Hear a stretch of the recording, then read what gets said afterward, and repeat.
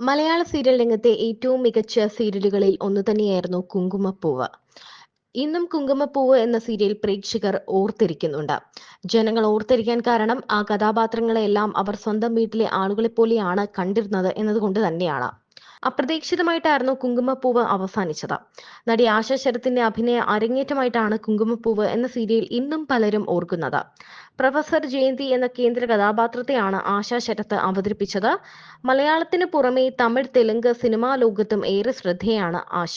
അതിൽ മറ്റൊരു കഥാപാത്രമായി എത്തിയത് പ്രൊഫസർ ജയന്തിയുടെ ജാരസന്തതിയായ ശാലിനി എന്ന കഥാപാത്രമായിട്ട് എത്തിയത് നടി ഷെല്ലിയാണ്. നിരവധി സിനിമകളിലും സീരിയലുകളിലും അഭിനയിച്ചുവെങ്കിലും അധികം ശ്രദ്ധിക്കപ്പെടാതെ പോയ നടിയാണ് ഷെല്ലി. എന്നാൽ മിന്നൽ മുരളി എന്ന ചിത്രത്തിലെ ഉഷ എന്ന കഥാപാത്രത്തിലൂടെ ഷെല്ലി വീണ്ടും പ്രേക്ഷക ഹൃദയത്തിലേക്ക് തിരിച്ചെത്തുകയായിരുന്നു. എന്നാൽ കുങ്കുമപ്പൂവ് അവസാനിച്ചതിന്റെ കാരണം ആശാ ശരത്തും ഷെല്ലിയും തമ്മിലുള്ള തർക്കങ്ങളായിരുന്നു എന്നാണ് പറയപ്പെടുന്നത്. ഇപ്പോൾ അതിനെക്കുറിച്ചുള്ള കൂടുതൽ ചർച്ചകൾ വരുന്നുണ്ട്. ആശാ ശരത്തും ഷെല്ലിയും തമ്മിലുള്ള വഴക്കാണ് കുങ്കുമപ്പൂവ് നിർത്താൻ കാരണമെന്നും അതുപോലൊരു കാരണം തന്നെയാണ് പരസ്പരം എന്ന സീരിയൽ അവസാനിക്കാനുള്ള കാരണമെന്നും പറയുന്നു.